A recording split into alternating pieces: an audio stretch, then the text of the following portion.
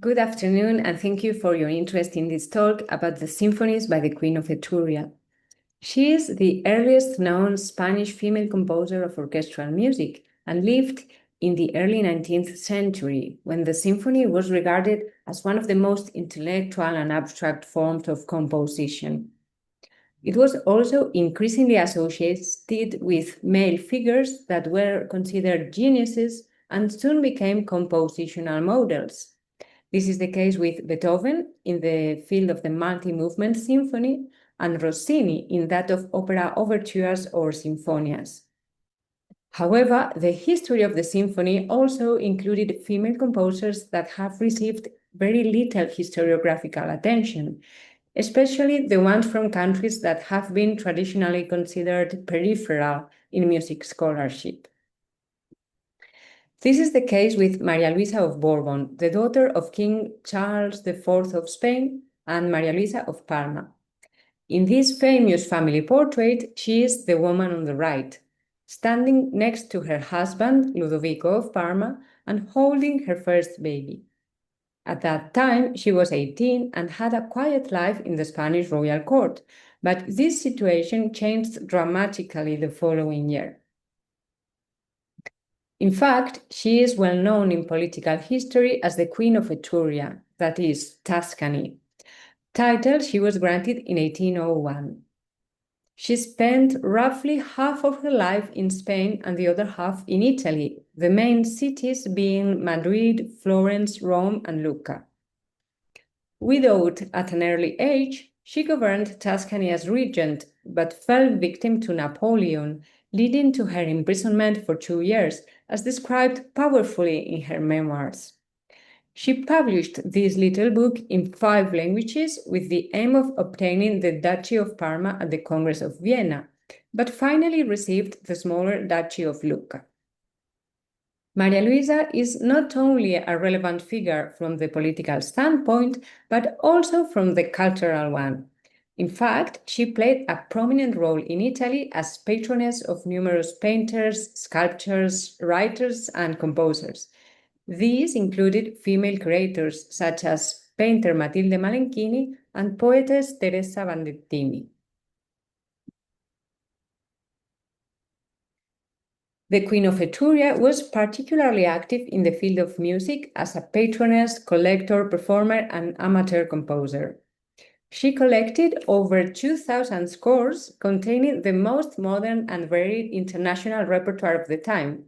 Not by chance, she had music masters throughout her life. For example, Federici in Madrid, Gherardi in Florence, Barsotti in Compiègne and Nice, Moroni and Mazzini in Rome, and Schoberlechner and Del Moro in Lucca. According to her letters, Maria Luisa was already composing in 1801, when she was exiled in southern France. There is also evidence that she played the piano daily in several periods, for example, while she was imprisoned in Rome. Tellingly, in the portrait she commissioned to Camuccini, there is an instrumental score conveying the message that she was a highly skilled musician. Over 400 manuscripts from Bourbon's music library are currently preserved in Parma's Biblioteca Palatina, including chamber works by hitherto unknown Italian female composers, such as Nunziata Mazzini and Anna Marchi.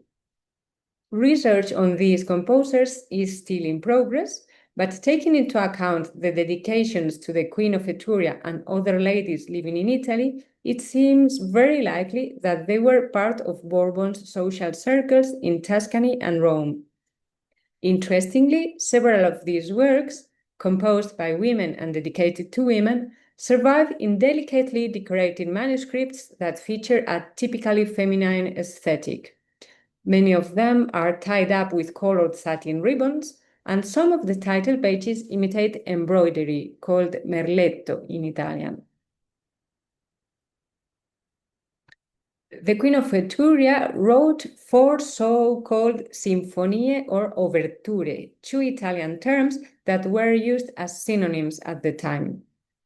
Actually, these works are not what we would call a symphony in several movements, but instead overtures or symphonias in one movement. Sinfonia number 1 bears no date, but the copyist is no doubt Tommaso Barsotti, the music maestro of Maria Luisa in exile. Therefore, this work must have been composed around 1810. Sinfonias 2 and 3 are dated 1821, when the composer was Duchess of Lucca. And Sinfonia number 4 is a revised version of Sinfonia number 3, so it must be dated after 1821 and before the composer died in 1824. As for the scoring, the number of instruments increases progressively from 10 parts in the first Sinfonia to 20 parts in the last one, which is called Gran Sinfonia or Big Symphony. The choice of instruments is up to date, incorporating clarinets in all 4 works, brass from the second symphony, and bass drum in symphonies 2 and 4. The formal structures are very clear and the harmonic language simple. The 4 compositions are constructed on the formal pattern of the early 19th century Italian opera overture, each consisting of a single movement with a slow introduction and a fast allegro that features either sonata form without development or rondeau form.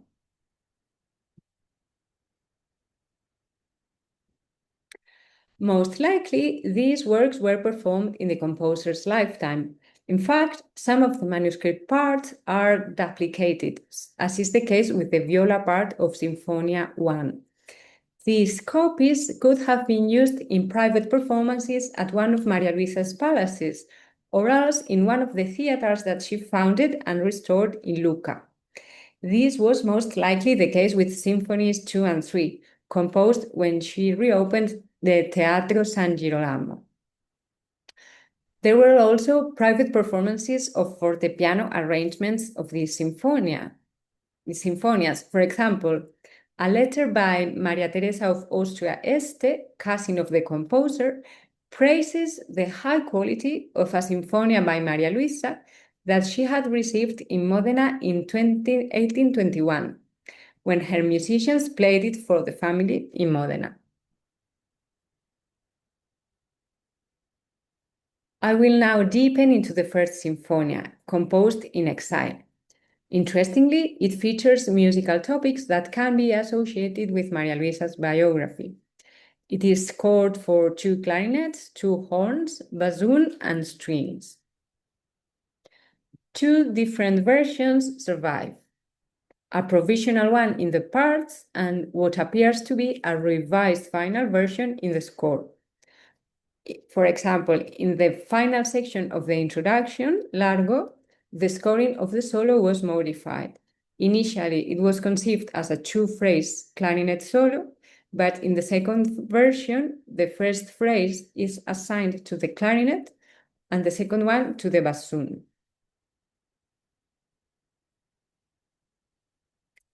The score has been used as the main source for my critical edition, which is available in part for those wishing to perform this music.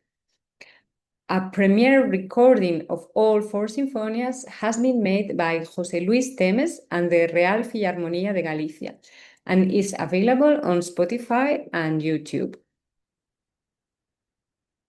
The first sinfonia features one movement divided into 2 sections, a slow introduction in D minor and a fast rondo in F major. Harmonic progressions reflect the usual conventions of the common practice period, but the introduction features a consistent musical topic, namely the fandango. This was strongly associated with Spanish cultural identity at the time. The composer herself collected numerous piano pieces based on these and other folkloric Spanish patterns, such as the seguidillas. In addition, this work features the internationally fashionable march topic, characterized by dotted rhythm. This combination of topics could represent the war context and the exile in which Maria Luisa found herself, as described in her memoirs of 1814, only 4 years after she wrote this symphony. Therefore, one could propose an autobiographical reading for this work, in which the fandango would represent Maria Luisa's patriotism and identity. Besides, this overture reflects international compositional models, more specifically the formal features of Rossini's overtures. This is evident not only in the overall structure, but also in the use of contrasting dynamics and especially the Rossinian crescendo towards the end. The march and fandango musical topics appear at the very beginning of the piece. The fandango ostinato sounds from bar 5 until the end of the introduction, alternating B minor and A major chords, but in this case it appears in binary meter instead of the more usual ternary. Both musical topics reappear in the rondo, which alternates a main theme in F major and contrasting episodes. The focus is put on melodic variety rather than harmonic or textural contrasts, and this is another similarity with Rossini. We will now listen to an excerpt of Sinfonia 1 while watching the score.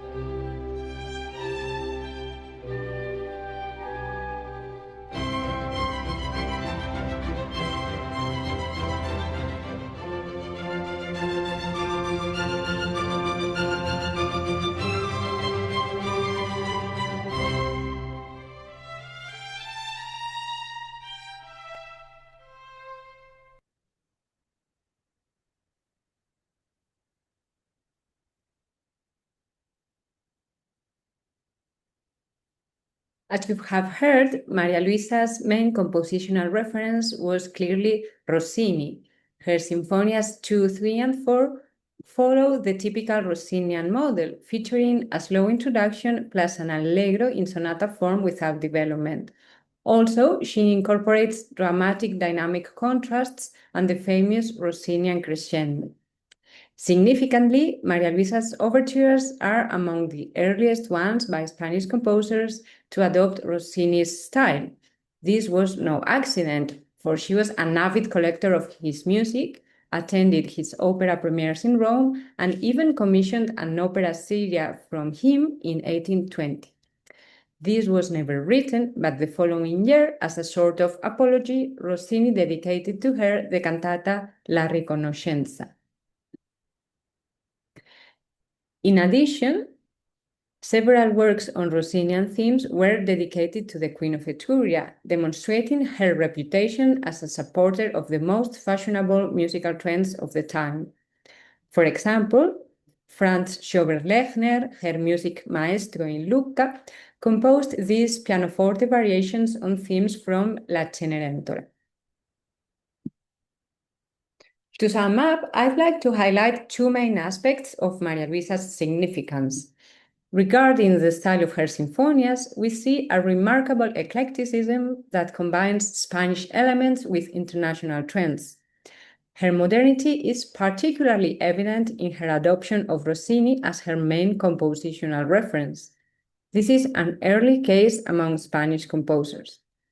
Additionally, the first sinfonia appears to contain possible autobiographical meanings, especially through the use of the fandango. As for her historical importance, the Queen of Etruria represents several firsts and achievements. She stands out as the first female Spanish composer of orchestral music, and more broadly, she exemplifies the multifaceted female musical activity of the early 19th century, functioning simultaneously as patroness, collector, performer, and amateur composer.